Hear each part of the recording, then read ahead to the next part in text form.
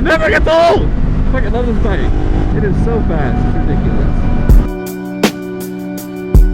Alright, welcome to the video. Today's topic, Ducati/Italian bike ownership. Is it actually worth it? Does it actually cost an arm and a leg? Today we'll talk about it. In my opinion, just a quick summarization for people who don't feel like sticking around, just want the quick, short, and dirty. Bike, price-wise, they cost a lot, but for what you pay for, you get a good amount of features. You're getting good value for the money if you buy them used, in my opinion. And then if you know how to do basic service/maintenance on your own bike, like oil changes, how to adjust your chain, and simple things like that, how to clean it, how to maintain it, you'll be able to save quite a bit of money and get a lot of features for the money. But that's not to say that these bikes aren't expensive. I guess the first thing I'll talk about is I bought this bike about a year ago. I put about, I think, 7,000 miles on it. Maybe 7,000. We're about 7,000 miles now in about a year now, in a couple months. But in that amount of time, I've had a few things break on me. For example, I've had the fuel gauge break. I'm pretty sure that was the first thing that broke on me. The fuel gauge went out. This seems like it's a common problem with these bikes. The fuel gauge, I'll throw up the pictures and stuff in the video, clips of me replacing it, but the fuel gauge is basically a tube and it measures the level of fuel kind of with like a float, like it's weird.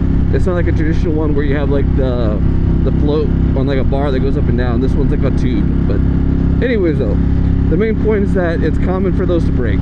And for me, the shit broke. It's not a hard fix. The part was about 150 bucks straight from Ducati dealership. So I'd say price-wise, it's not bad. I would say it's not hard to change either. It's pretty simple. It took me about like an hour or two. Maybe more than an hour or two, but the part, $150 from Ducati, and maybe it took me 4 hours to take it apart and put it back together. The only issue that I had was I spilled gas everywhere, but ease of installing, it's pretty straightforward. You literally just remove the tank. There's a few vacuum lines that you have to remove. Once the tank's off, you take out the fuel pump, or actually I didn't even touch the fuel pump. You just take out the fuel level sensor and swap in the new one. It probably would have been easier if I actually had no gas or drained the gas, but you live and you learn. The other thing is tires. This bike eats tires, especially if you get a 1000cc or any of those aggressive Italian bikes. This bike for sure eats tires. I'm on my second rear and I'm about to go through another front, or my first front. Basically when I got the bike, I had brand new tires on it. I've gone through 2 full rear tires, 2! And I'm about to go through a front. The front's pretty worn out and needs replaced now. So it's 2 rear tires and 1 front tire in about 7,000 miles. That's pretty damn crazy. I will say this bike is torquey as all hell. I love the Ducati Monster because of the torque. It's just torque for days. It's a wheelie monster, but that's one cost. Because tires, they're not cheap, especially depending on what kind of tires you want to run. I like leaning and I like going fast, so I like having quality tires. I run the Pirelli Rosso Diablo Corsa, or Pirelli Rosso Diablo V3s. Pretty sure that's right. If not, I'll throw it up on the screen, but I run those. I love them. They grip well. I've never had any issues with them. Once you get them warmed up, they're sticky as all hell. You can lean pretty well on them.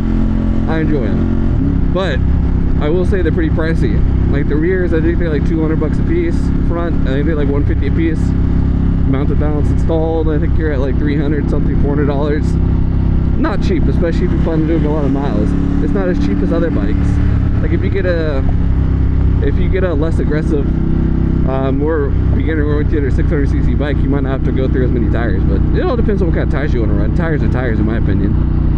If I was gonna have a 600cc bike, I want to put some nice tires on it, but I don't know why it's going so slow. But anyways, tires and the fuel sensor broke on me. Oh, the other issue, I had my clutch go out.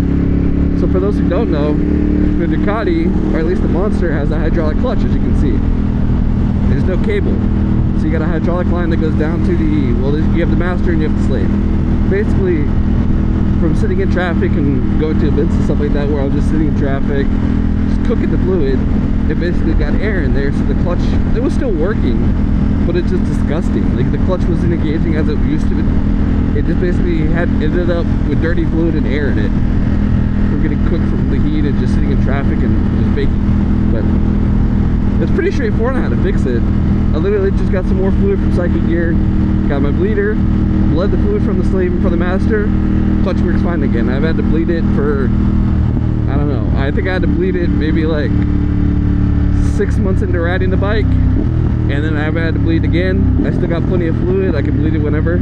I did end up snapping the bleed nipple off though, but that was my own fault. I over tightened it like a dumbass. I will say though, the cost of replacing that nipple, it's only 15 bucks. So Ducati parts are expensive depending on what you get, but normal things like the brakes, they're pretty cheap. The freaking the bleed nipple bolts and everything like that. So far my experience has been that they're priced pretty well. Like they're priced pretty much the same as any other bike. I would say when the price starts to go up more is when you talk about things like the suspension. For example, I had my fork seal blow on my left fork, and I guess that's pretty common about where I was at. I was at about, I think, 13,000 miles is when it blew. That's a pretty good amount of miles for it to blow, but, well, how should I phrase this? The parts for the fork seals were pretty expensive from Ducati himself, so I had to go and find another site to get them from. I got the fork seals for, I think it was like 150 bucks, and then I got some fluid for another 40, and then it took me maybe like 4 hours to take the bike apart, take the forks off, take the forks apart, change out the fork seals, and fill them back up and adjust them, all that good stuff. I got a video coming about how I did that. I would say that's pretty good. Like, it was pretty easy. It was pretty fun if you want to learn how to do your own fork seals, because it seems intimidating when you first start doing it, but it's actually easy. I had fun doing it. It's just like when I first learned how to do the oil change on this bike. Like, I changed my own oil on this bike. I try to change it every 3,000 miles. I know, like, I think the interval for this bike is like 6,000-7,000 miles or something crazy, but I like changing the oil every 3,000 miles, especially the way I ride this bike. I ride it pretty hard, so I learned how to change out the oil on this bike. It's a little difficult. It's a little different because it's a dry sump bike, so it's a little weird for filling it up and checking the oil over and that kind of stuff. But I just followed some forum instructions that somebody had, like workshop manual instructions. Just followed it. It was pretty straightforward. So they drain the oil, change out the filter, put a new filter on, fill it with oil, check the oil once it warms up, add some more if necessary, and bam, you're good to go. I think it's a little blown out of proportion about how difficult these bikes are to work on and maintain, especially if you're slightly mechanically inclined. Obviously, there's some things that I probably won't do myself. For example, with these bikes, they do have the Desmo service, which, if you're not aware of, is where you have to get the valves adjusted and check them. But for that, I probably would take a Ducati. That service, I think, for this bike is 2,500 bucks. Pretty pricey, but that's at 18,000 miles. Or I think for this bike it's, yeah, I think for this bike it's 18,000 miles, or maybe it's 18,000. I'll have to double check on that. But 18,000 miles, check it and keep it going. But other than that, that's all I've had that's broken on this bike. I had the fuel level sensor go out on me, which was 150 bucks. I've had to replace tires, which is a normal wear and tear for any bike depending on what tire you run, so I don't really count that as an issue. I had the clutch go out, but all I had to do was swap out the fluid and bleed it. I did break the nipple though, but that's my fault.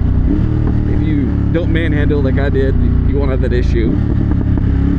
Other than that, I think everything else is pretty straightforward with this bike. I haven't had any major issues of anything breaking. I haven't had any check engine lights. I did get this bike with a tune on it though. It came with an exhaust, an SE Project exhaust, and a tune. I can't remember the name of the tune, but I'm enjoying it. I think it's pretty good. I don't know what the bike performed like before, but right now this thing is a monster. Like, literally, like the name implies, it's a torque monster, it's a wheelie monster, it's just fun to drive. But anyways, I think it's a little overrated how blown out, or it's a little blown out of proportion what people make it seem like owning an Italian bike is like. It's like any other bike, or any other car for that matter. It's can you do the maintenance yourself? If not, you're gonna have to pay whatever the going rate is at a shop. And if you don't have like a local shop next to you that works on Ducati or specializes in them, then you're gonna be playing the Ducati dealership. I don't understand what the worry is. If you don't feel like learning, you just have to fork out the money to pay for it. But I would say this bike is definitely worth it. I got this bike for 11 grand, about the same price as the 600cc bike new. I'm having so much fun with this bike. It's ridiculous. But that's for other people to decide whether they like use Italian bikes or if they think it's worth the risk. In my opinion, it's definitely worth the risk. I would definitely make sure you don't get an older bike, and make sure that the bike actually has some sort of inspection or some sort of maintenance history to it. But these bikes are definitely fun if you're willing to commit to them.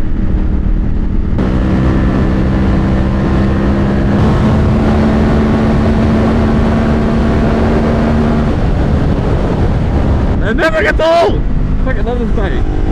Everybody sleeps on this bike. The Monster is so ridiculously overpowered. It is so fast, it's ridiculous.